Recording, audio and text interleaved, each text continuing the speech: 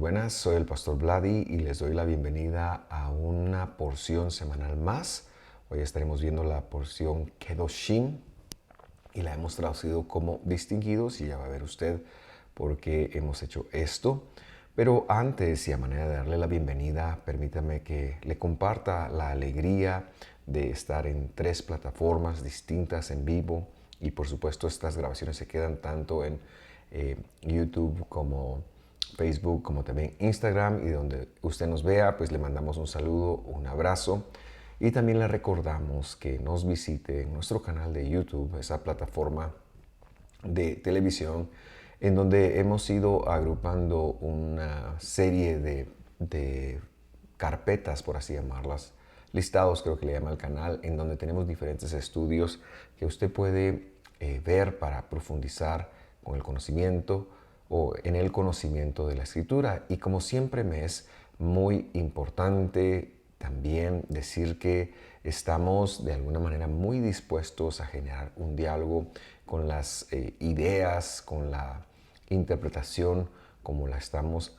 llevando desde una cosmovisión creyente cristiana, pero que se ha regresado a Israel al primer siglo para tratar de entender qué conceptos fueron los que emanaron de la boca de Jesús. Y en este caso, como hablando de Hechos 15, el mandato apostólico de estudiar estas porciones en donde se lee a Moisés semana tras semana.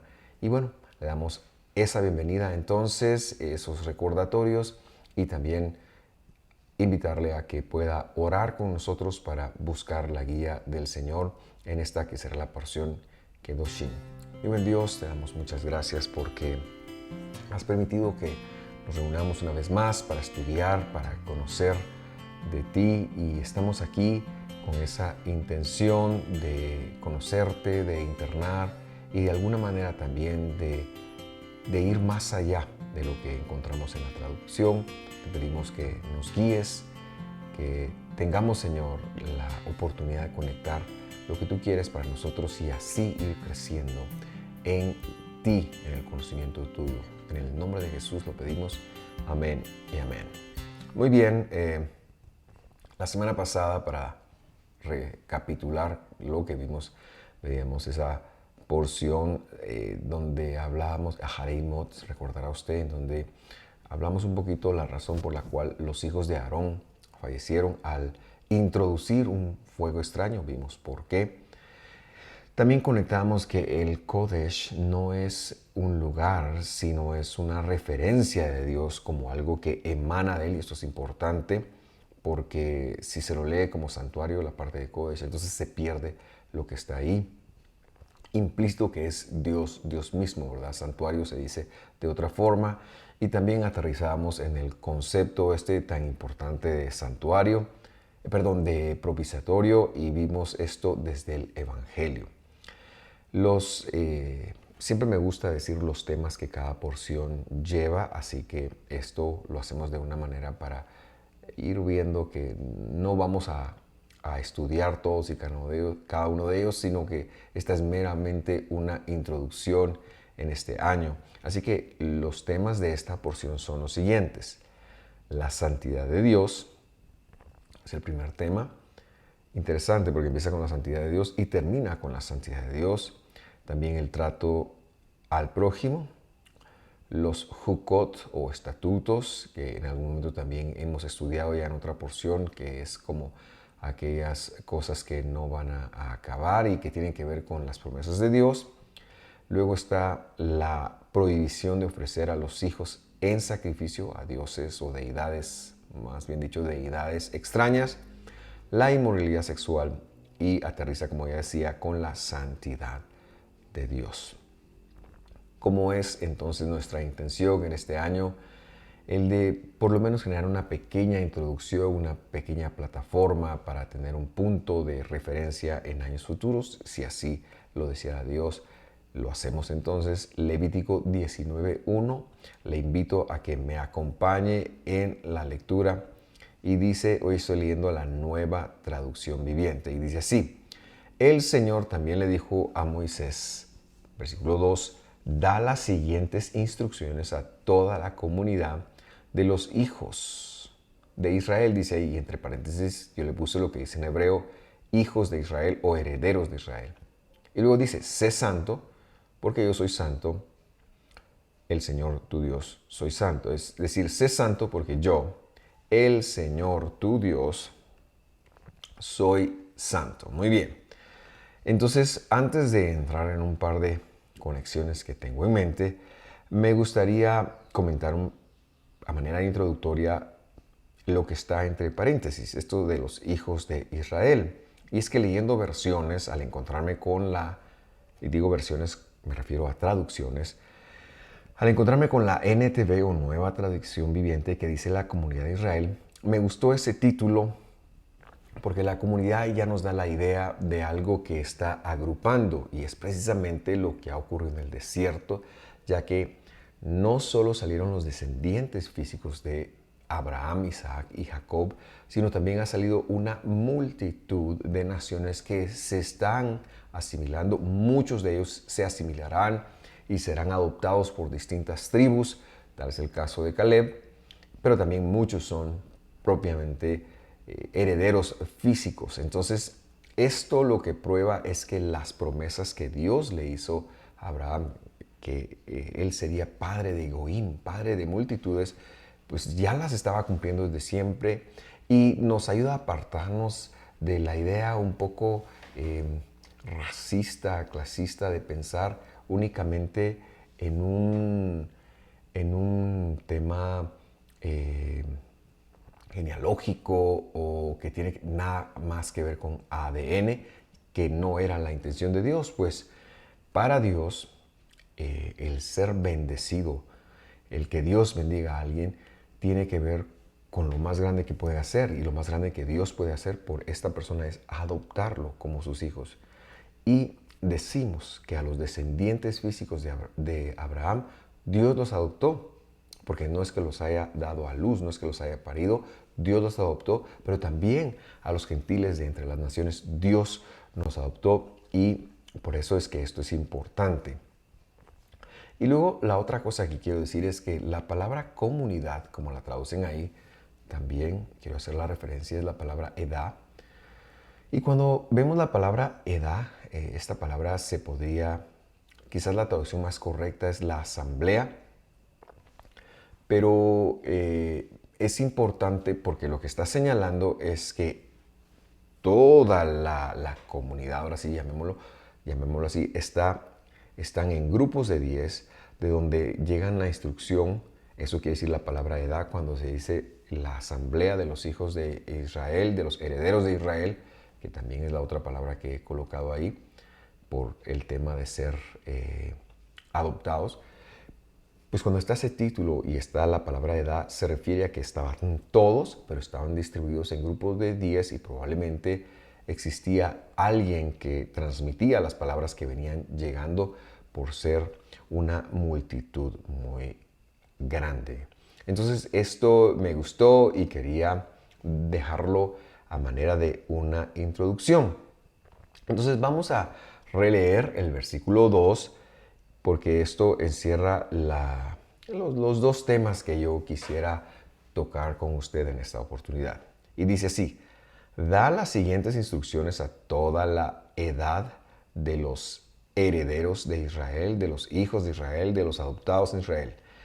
Y les dijo a ellos, no solo a los descendientes físicos, conocidos como israelitas, sino les dijo también a los gentiles, sé santo, de hecho está en plural, serán santos, porque yo, el Señor tu Dios, soy santo. Y cuando leemos así, podríamos estar tentados a únicamente entender este versículo como una demanda de Dios, es decir, o quizás no demanda, porque esta es una palabra un poquito fuerte, pero sí como una expectativa de Dios. Dios espera que nosotros seamos santos porque Él es santo, y ya explicaremos que ese es mi segundo tema, que quiere decir esta palabra de santidad. Ahora, si nosotros vemos ahí el tiempo verbal verbo ser, está en futuro. En el hebreo dice serán santos. En la traducción al castellano, en esta traducción está en presente. Dice sé santo y entonces muchos nos podríamos perder en esa traducción. Pero lo correcto es serán y algunas traducciones así lo han traducido. Me parece que, vamos a ver, la Reina Valera lo dijo seréis santos porque yo soy santo. También la Biblia de las Américas y la nueva Biblia de las Américas traduce santos serán porque yo el Señor soy santo. Entonces corroboramos que el verbo está en futuro. Y esto nos enseña que no es tanto una expectativa de Dios, no es que Dios le está diciendo, bueno, si eres mi hijo, a partir de ahora vas a ser santo y tú tienes que darte la tarea de hacer un esfuerzo, de trabajar en algo, de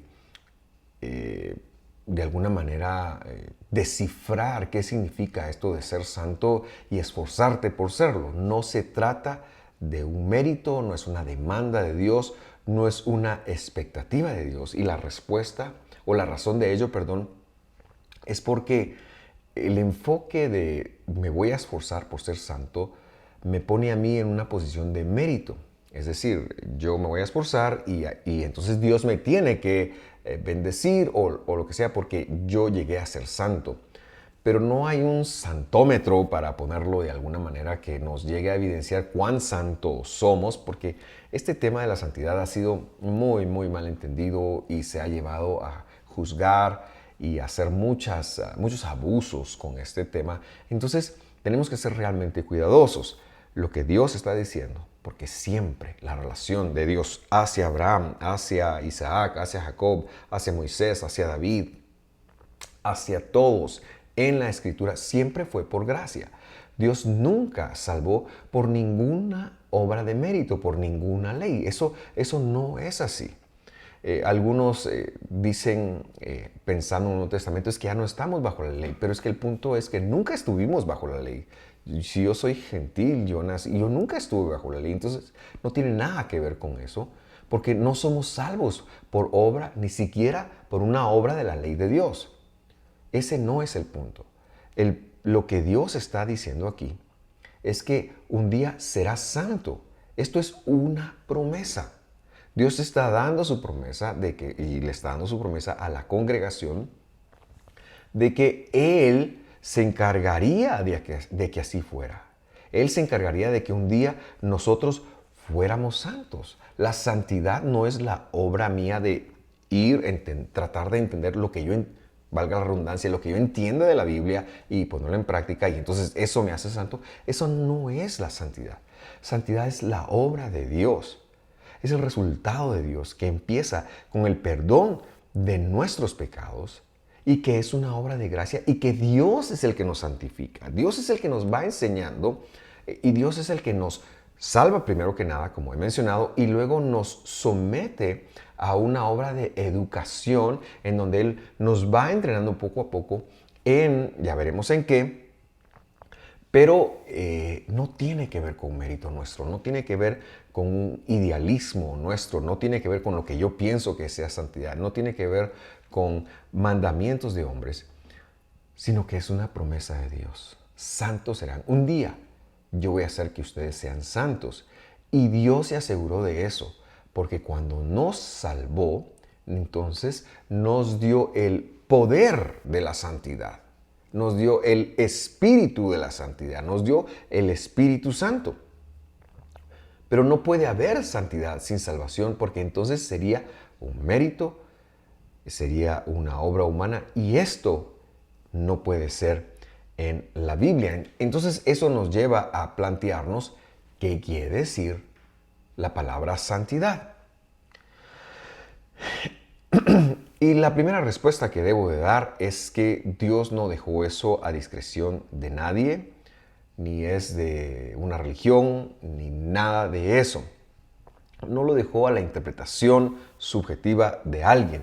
Por eso cuando investigamos la palabra Kodesh, como le aparece ahí escrita en hebreo, esta a su vez viene de la palabra Kabdash y se ha traducido, o si usted busca en un diccionario bíblico o una concordancia bíblica, va a encontrar dos definiciones. Lo traducen como apartado, es una forma, y la otra creo que es consagrado.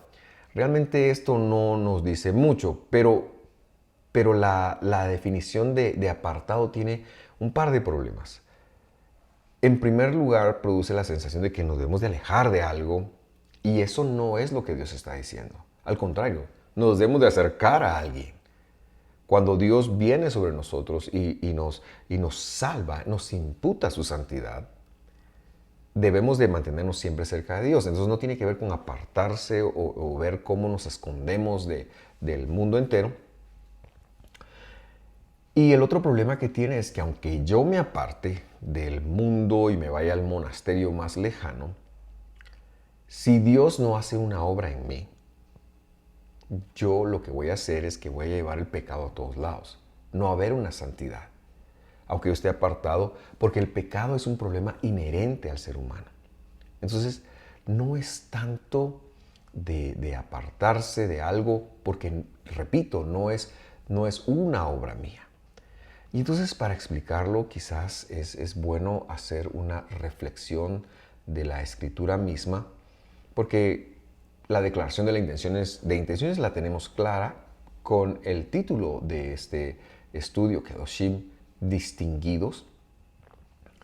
O sea, la santidad es una distinción. Y vamos a tomar una idea bíblica que se encuentra en Génesis capítulo 1, versículo 6, y la vamos a leer desde la Biblia de las Américas. Y yo le invito que me acompañe para explicarnos qué es el concepto de la santidad o de la distinción.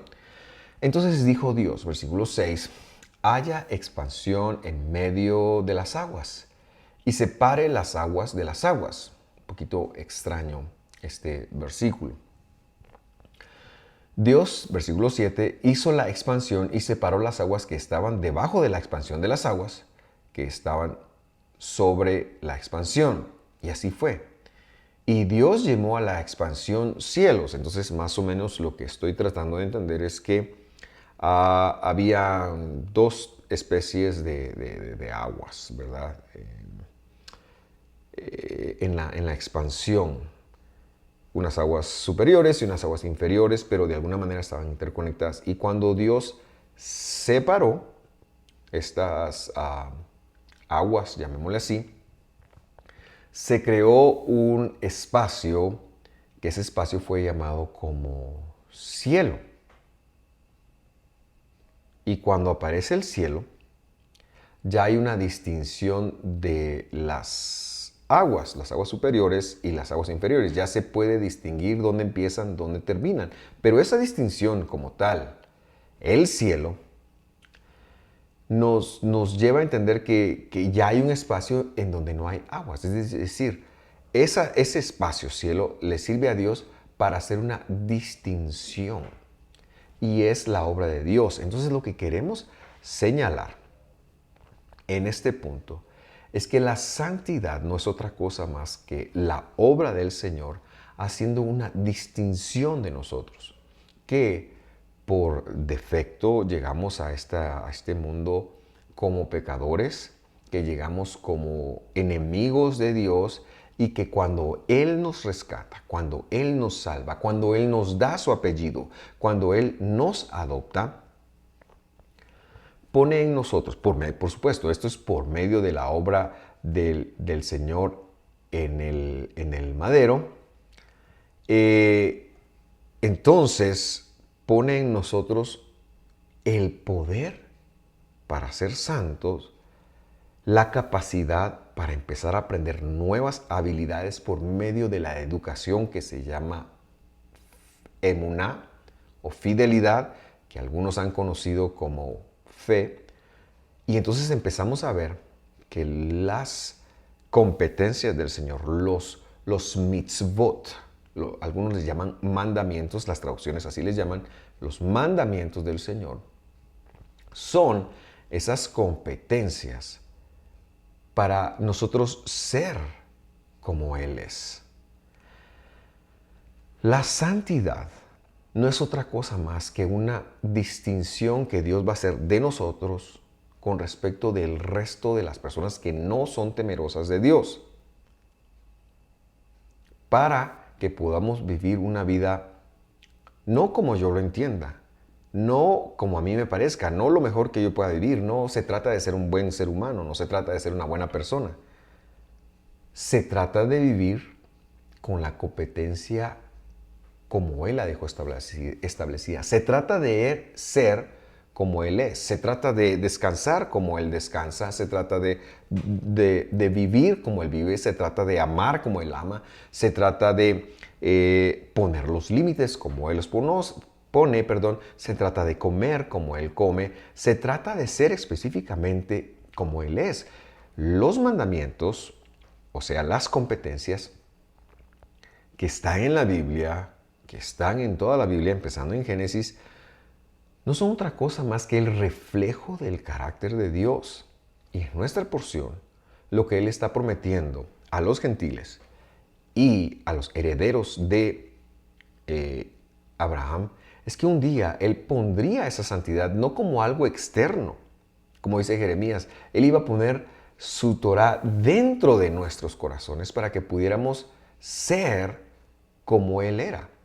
La santidad es la obra del Señor que empieza con su salvación en nosotros para ser competentes como Él es, para vivir la educación como Él la vive, para convertirnos, para poder empezar ese viaje y llegar a ser o a llegar a tener, la estatura del varón perfecto.